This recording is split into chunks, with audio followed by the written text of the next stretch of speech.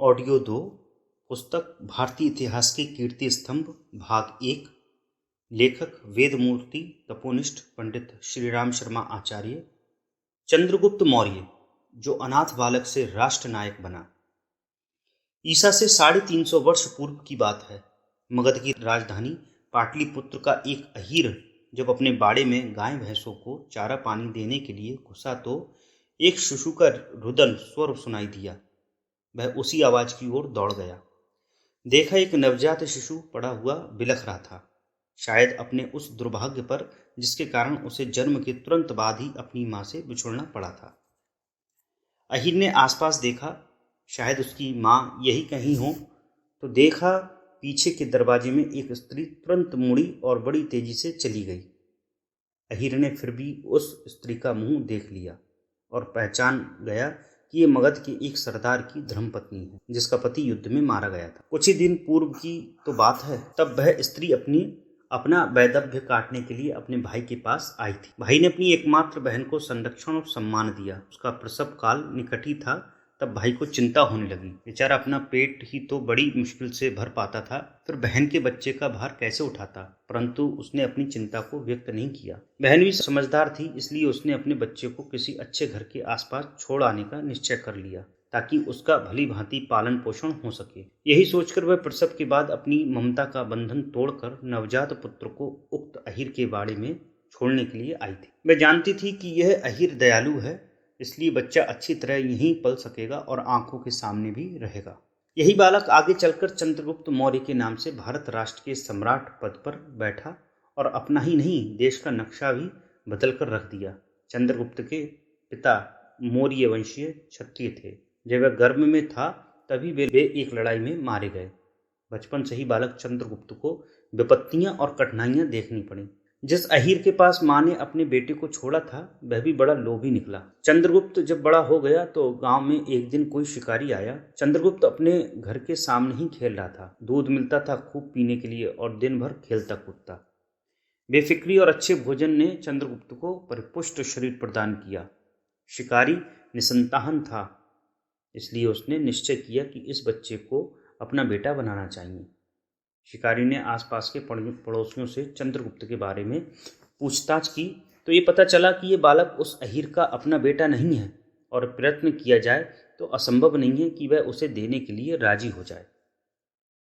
शिकारी ने समझबूझकर से अहीर के सामने इच्छा व्यक्त की। अहीर ने कह दिया कि चंद्रगुप्त पर किया गया अभी तक का खर्च कोई चुका दे तो वह उसे चुकाने वाले को सौंप देगा। शिकारी ने अहीर को काफी धन देकर चंद्रगुप्त को अपने साथ ले जाने के लिए तैयार कर दिया। जब चंद्रगुप्त की मां को यह सब पता चला तो वह बड़ी दुखी हुई। अब तक तो वह अपने बेटे को देखकर ही संतोष कर लिया करती थी, परंतु वह अब उसकी आंखों से भी ओझल हो रहा था।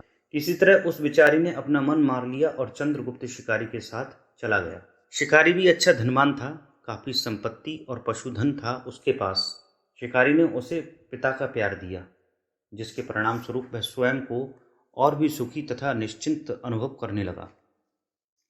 शिकारी के साथ रहकर चंद्रगुप्त कई गुण और शस्त्र विद्या सीख गया। कुछ बड़ा होने पर वह भी अपने नए पिता के मवेशी चराने लगा। साथ में दूसरे ग्वालवाल भी होते। ढोर तो इधर उधर चरते रहते और चंद्रगुप्त अपने साथियों के साथ तरह तरह के खेल खेला करता। कभी राजा प्रजा का, कभी चोर सिपाही का।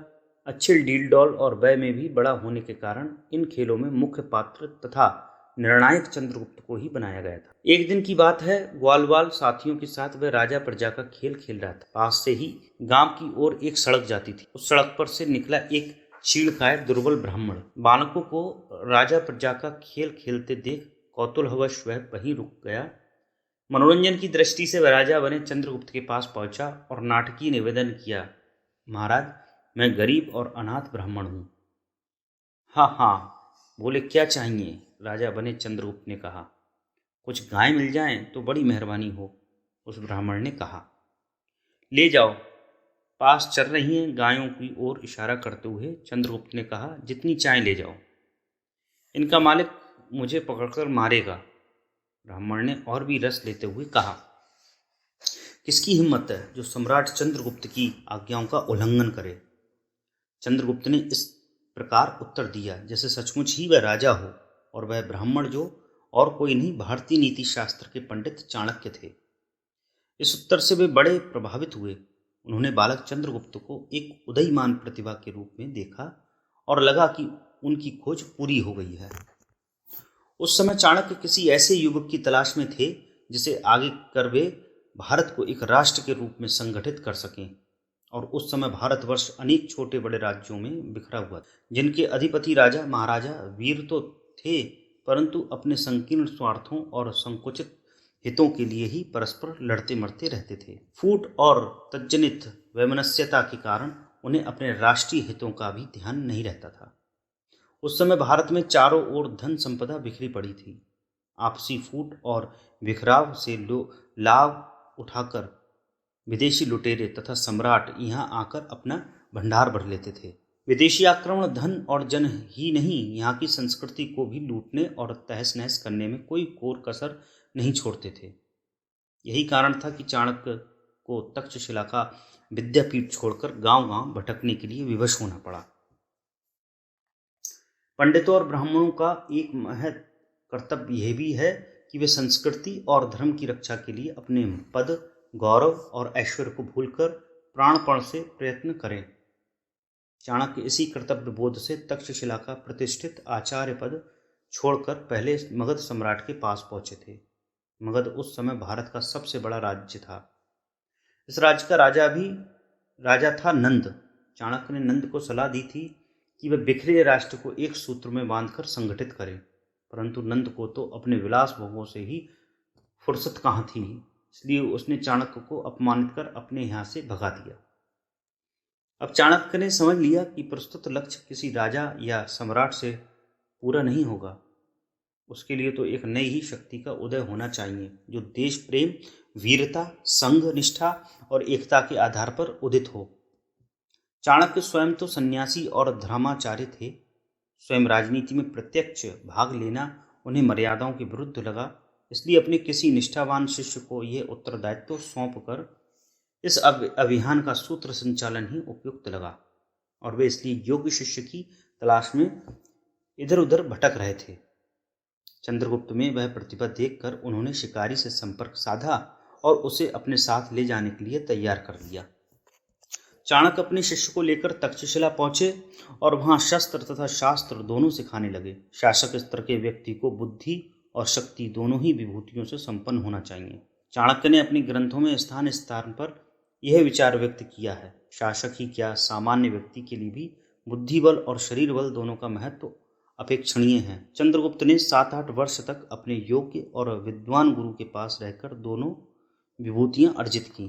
तक्षशिला में व्यतीत किया गया समय चंद्रगुप्त के भावी जीवन का आधार मजबूत करने और बनाने का कारण बना। चाणक्य ने अपने शिष्य को शस्त्र और शास्त्र में पारंगत बनाने के साथ साथ उसके चरित्र गठन की ओर भी ध्यान दिया। चरित्र ही तो समस्त सफलताओं और सदुद्देशों को प्राप्त करने का मुख्य आधार है। इसके अभाव में बड़े बड़े शक्तिशाली साम्राज्य और सम्राटों का नाश तथा पतन हुआ है। आदिकाल से अब तक इस बात के कई उदाहरण इतिहास में भरे पड़े हैं। व्यक्तिगत जीवन में भी चरित्र को उतना ही अनिवार्य तथा उपयोगी माना गया है। साधारण से साधारण व्यक्ति के लिए भी वह उतना ही उपयोगी है जितना कि उच्च प्रतिष्ठित और शासन तथा अधिकारियों के लिए, क्योंकि चिरस्थायी शांति और अपने उत्तरदायित्व को समझने तथा उसे पूरा करने की क्षमता चरित्र साधना से तो ही उद्भूत होती है। तभी ईसा पूर्व 326-27 में भारत पर यूनान के सम्राट सिकंदर ने आक्रमण किया। यहाँ के राज्यों की आपसी फूट का लाभ उसे मिला और समूचा पश्चिमी भारत गुलामी की जंजीरों में जकड़ दिया गया। उस समय चाणक्य चंद्रगुप्त को अपना स्वप्न साकार करने के लिए तैयार कर ही रहे थे। दूरदर्शी चाणक्य यह जानते थे कि आखिर भारत को वर्तमान परिस्थितियों और यहाँ के राजाओं की आपसी फूट के कारण एक न एक दिन अपनी स्वतंत्रता खोनी ही पड़ेगी। यह अनुमान सही निकला। चाणक्य इससे संतुष्ट हुए क्योंकि पूर्व की स्थिति में छोटे छोटे राजाओं से लड़कर अपनी समय और शक्ति को व्यर्थ ही खर्च करना पड़ता। अब सिकंदर के आक्रमण से कई राज्यों का एकीकरण हो गया। तो उन पर विजय प्राप्त करने तथा अपना स्वप्न साकार करने में बड़ी आसानी रही। अब चाणक्य और चंद्रगुप्त आगे की योजनाएं बनाने लगे। चाणक्य ने अपनी कुशाग्र बुद्धि से विदेशियों को भारत से खदेड़ने की योजना बना ली, जिसके अनुसार एक बड़ी सेना का गठन किया जाना था। इधर सिकंदर की विजय ने सामान्य जनता का मनोबल तोड़कर रख दिया। सेना गठन के लिए इस मनोबल को पुनः जागृत करना आवश्यक था। गुरु और शिष्य मिलकर पंजाब भर में घूमे और वहां के लोगों को स्वतंत्रता तथा एक राष्ट्र की स्थापना के लिए प्रेरित करने लगे। कई लोगों ने उनका साथ दिया। युवा और उत्साही व्यक्ति चंद्रगुप्त और चाणक्य की योजना के अनुसार सेना बनाने के लिए आगे आए। सैन्य संगठन का कार्य आरंभ होने भर की देर थी। चाणक्य और चंद्रगुप्त, एक संत ब्राह्मण और दूसरा गरीब अनाथ, दोनों की आवाज ने कमाल दिखाया। लोग उनके आह्वान पर अपने घरों से खाना खाकर भूखे रहकर राष्ट्र की स्थापना के लिए आगे आए और अंत तक उनके साथ रहे। इन युवकों को युद्ध विद्या का प्रशिक्षण दिया गया और एक अच्छी सेना तैयार हो गई, जिसका सेनापति बना चंद्रगुप्त। पंजाब की भूमि तो वैसे भी रणवांकुरों जवानों से भरी पड़ी थी, कमी थी तो योग्य नेतृत्व की। चंद्रगुप्त के रूप में अपना अगुआ नेता पाकर पंजाब के वीर जवानों ने यूनानियों को ललकारा और झेलम तथा व्यास नदी के आसपास से विजय अभियान शुरू किया, तो जो यूनानियों से घिरी हुई थी। मरने मारने के लिए कटिबद्ध पंजाबी सैनिक और राष्ट्र निर्माण के लिए आहूत जीवन चंद्रगुप्त और चाणक्य, इन सबकी सम्मिलित शक्ति से 3 वर्ष के भीतर भीतर भारत भूमि यूनानियों से रहित हो गई। विदेशी शासन का नामो निशान मिट गया। विदेशियों को भारत भूमि से भगाकर चंद्रगुप्त का ध्यान अपने देश की अंदरूनी स्थिति पर दिया। अभी तो आधे से अधिक काम बाकी पड़ा था। बुद्धि, कौशल और निष्ठावान सहयोगियों के बल पर चंद्रगुप्त को विश्वास था कि ये काम पूरा होकर रहेगा। जिस विश्वास के बल पर 4 वर्ष पूर्व गुरु शिष्य दोनों खाली हाथ घर के निकले थे, वह बुद्धि कौशली था जो उन परिस्थितियों में भी इतना बड़ा सैन्य संगठन तैयार हो गया और मंजिल की आधी दूरी तय कर ली। पश्चिमी भारत को सुरक्षित और कंटकहीन कर चंद्रगुप्त मगध की ओर मुड़ा। उस समय मगध के पास काफी बड़ी सेना थी। लगभग 2,25,000 सैनिक मगध के राज्य की रक्षा का भार संभाले हुए थे। परंतु चाणक्य जानते थे कि मगध का राजा नंद वहां की जनता में बहुत अलोकप्रिय है। उसकी शासन व्यवस्था चरित्रहीनता और घमंड से उसके स्वयं के परिजन, राजमहल के निवासी तक बड़े त्रस्त थे। इसलिए थोड़ी सूझबूझ से काम लिया जाए तो मगध को आसानी से जीता जा सकता है। चाणक्य ने सैन्य बल की अपेक्षा बुद्धि बल से काम लिया और नंद के कई अधिकारियों को अपने पक्ष में कर लिया। अंदर से इतना सशक्त विरोध नहीं होगा, यह जानकर चंद्रगुप्त अपनी सेनाएं लेकर मगध पर टूट पड़ा। यद्यपि नंद के कई अधिकारियों ने चंद्रगुप्त की मदद की, फिर भी मगध को जीतने में 2 वर्ष का समय लगा। 321 ईसा पूर्व चंद्रगुप्त ने अपनी सेनाओं सहित मगध की राजधानी पाटलिपुत्र में प्रवेश किया। नंद का शासन समाप्त हो गया था। राज्य सिंहासन पर चंद्रगुप्त को राज तिलक किया गया। इतनी बड़ी सफलता प्राप्त कर लेने के बाद भी चंद्रगुप्त में घमंड बिल्कुल ही नहीं आया। कहते हैं उसने अपने पालक बचपन के अहीर पिता को ढूंढवाया और उसे पर्याप्त धन दौलत दी ताकि वह सुख चैन से जीवन बिता सके। कई अवसरों पर चाणक्य ने भी उसे फटकारा, परंतु चंद्रगुप्त तो अभी सम्राट कम और शिष्य अधिक था। सम्राट चंद्रगुप्त मौर्य बन जाने के बाद उन्होंने अपने अभियान का अगला चरण पूरा करने के लिए कदम उठाया। पंजाब, मगध और व्यास नदी के तटवर्ती प्रदेश तो अधिकार में आ ही गए थे। अब मध्य भारत, दक्षिणी प्रांत और पूर्वी भारत को एक सूत्र में आबद्ध किया और भारत की नींव रखी। उस समय रचे गए ऐतिहासिक ग्रंथों में चंद्रगुप्त मौर्य का उल्लेख संपूर्ण जम्बूद्वीप के सम्राट रूप में किया गया है। हिमालय से सागर तक और सिंधु से ब्रह्मपुत्र तक एक राष्ट्र भारत और उसका निर्माता था एक अनाथ मात्र पितृहीन बालक। सम्राट चंद्रगुप्त ने इतने बड़े साम्राज्य का अधिपति होते हुए भी कभी इस विचार को प्रशय नहीं दिया था कि मैं अतुल धन संपदा और राज्य लक्ष्मी का स्वामी हूँ।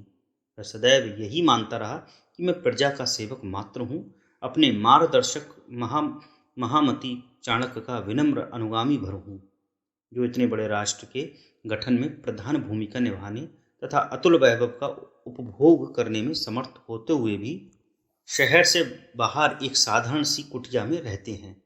सर्वोच्च शासन पद पर रहते हुए भी इतना निर्लिप्त और अनासक्त जीवन जीकर चंद्रगुप्त मौर्य ने भारतीय इतिहास में एक स्वर्ण अध्याय अपनी कर्म लेखनी से लिख डाला।